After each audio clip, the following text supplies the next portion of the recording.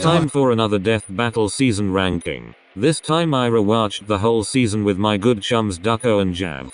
So I got to actually talk about the episodes with other people as I went through them. You know the drill by now if you've seen my videos on seasons 5 and 6. These are ranked from my personal least favorite to favorite, not objectively from worst to best at all. Now let's not delay the video any further and start at the bottom. Oh, your blood's spicy! Delicious! Venom vs Bane is so much worse than I remember. Bane had some good lines and his sprites looked nice, but Venom was handled so unbelievably poorly. Why is he Carnage? Why is the lighting so shit? I can hardly see Bane at times. Never mind Venom. I can never tell when Venom is meant to be invisible. Why are there so many freeze frames? Why are these shots of Bane's Venom steroids so sloppily shoved in? I hate this episode so much. Holy shit. Death was cool though surprisingly enough, the next episode ended up beating it out in a cool off. You know what, Boomstick? You're fucking weird. SubZero vs Glacius feels like filler. I like the death and the track, but outside of that, the episode has no personality due to the lack of voice acting. Even the other episodes this season that didn't have voice acting had a visual gimmick that made it stand out more. This episode is just kinda boring. Animation is a bit slow at parts and sometimes they just stand and stare lovingly into each other's eyes. Really disappointing since this was one of my most wanted fights back when it was announced. It doesn't do anything egregiously awful like Venom vs Bane, but it does nothing to make me want to watch it again. Who the shock are you? Batman Beyond vs SpiderMan 2099 is so fucking boring, holy shit. The only enjoyment I got from watching this was torturing my friends with FNAF jokes, which is honestly quite depressing. Voice acting was fine. Death was fine but is probably the weakest of the season. The fight just lacked any standout moments. Nothing awful but still not good. Is you a furry? I did not enjoy Lucario vs Rena Mom. It was really short and honestly felt like filler. Outside of the admittedly really great death, the fight lacked standout moments and the voice acting didn't sell it for me either. I have next to nothing to say about this episode. Moving on. Fire? Natsu vs Ace definitely happened. Death was cool at least. I'll kill you dead! Thor vs Wonder Woman is my least favorite of Torian's episodes. The choreography is nothing special. The voice acting is mediocre. The editing at the end is awful and some scenes just straight up aren't fully rendered. This was a victim of time constraints and it shows. It's still enjoyable to me. It's fun seeing the abilities and weapons the characters have interact. The animation quality is still mostly good and the death is pretty cool as well, but it doesn't stand out much for me. It never fails. I get to the gold at the end of the rainbow and somebody tries to kill me.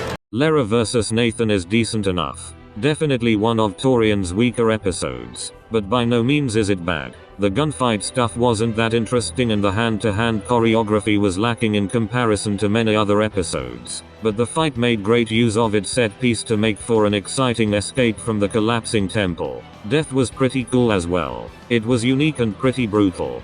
Plus it was funny to see Nathan Drake of all people die because he got unlucky with where the helicopter blade fell. Not an episode I find overly interesting though.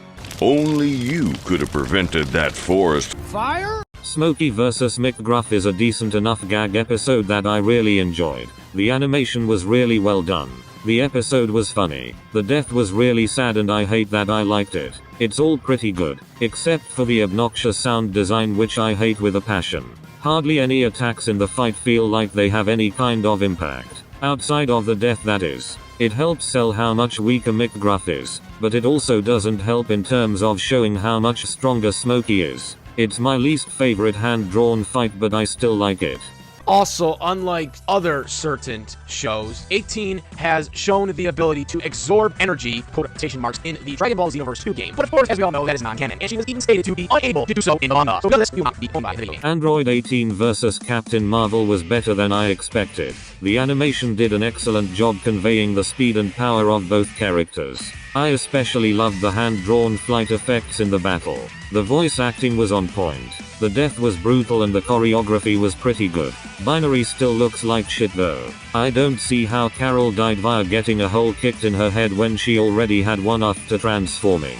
The animation had some really dumb moments as well, like the characters getting hurt by rocks and feeling the need to destroy the giant boulder, though it is worth it to prove they can perform a meteor feat. While I still love Metal Sonic vs. Zero, it doesn't hold up nearly as well as I remember. The 3D stuff looks pretty bad and the sound design is genuinely awful at points. But the animation itself more than makes up for it. It does a fantastic job conveying both characters' sheer speed and lets them both show off a wide variety of abilities which are fun to see clash. The death is pretty good as well, even though it's probably one of the weaker ones of the season. I see you. Naruto vs Ichigo is really amazing, though the color saturation doesn't look great and Naruto's shadow clones weren't used particularly well. The animation overall is still fantastic and I love how Ichigo goes down swinging. It's just a really fun episode. The scene where Naruto bites off Ichigo's frontal lobe is amazing and Ichigo closing the security door on Naruto's head was such a cool moment. The real Naruto vs Ichigo was the 1987 we made along the way. Damn, that's cold! With his own weapon! Scrooge vs Shovel Knight is pretty great. I love the retro aesthetic. They made great use of the set piece and both characters' gadgets. The facial expressions in the animation were really well done and this episode has one of my favorite deaths of the whole show. It also had a lot of lasting impact on me since it got me into Shovel Knight, which quickly became one of my favorite games. It has issues, sure. I don't like how they literally spell out what guns Scrooge uses at the end and it felt like they overused the routine of Shovel hitting Scrooge and having him get winded. But those issues are really minor to me. I still adore this episode. I'm free. It has been over a month since I finished writing this script and I am only just now realizing 80% of the way through editing that I forgot to write the section for Sephiroth vs Virgil. Whoops. Not a match that seems particularly worthy of being the season finale. Naruto vs Ichigo would have fit that role just fine. But as you can tell by the higher ranking, I ended up preferring this one. The animation, choreography and voice acting were all excellent. Virgil's voice sounded familiar and it turns out his voice actor Mark Soskin also played Android 17 in Dragon Ball Z Abridged, so that was cool. The death was pretty great as well. As far as negatives go, the dialogue wasn't great for most of the fight and Virgil's character model looks a bit off at points, but this was still a really great way to end the season. Compared to other season finales, this probably ranks 4th out of 6 for me, but that's not a bad thing at all. The gap between it and the top 3 is really small and the gap between it and the bottom 2 is fucking massive. Hopefully season 7 has a finale just as good as this one. Knife! Shredder vs Silver Samurai holds up just as well as I remember, with some fantastic animation and choreography that greatly exemplifies the speed of both characters, as well as the idea that they each only need one strike to win. And in a season filled with fantastic deaths, this episode has the best one. My only issue is the lack of voice acting, but the episode doesn't exactly need it and is still a 10 out of 10 for me regardless. What? What did you take? Everything! Holy shit, I forgot how good Power Rangers vs Voltron is. Only held down by its shoddy voice acting and weird looking human character models. But even MatPat, the one who delivered the weakest voice performance, had one really fantastic line near the end.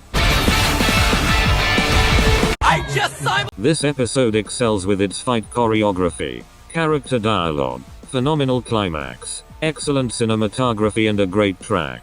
This episode is easily one of my top 15 favorites of all time, likely even top 10.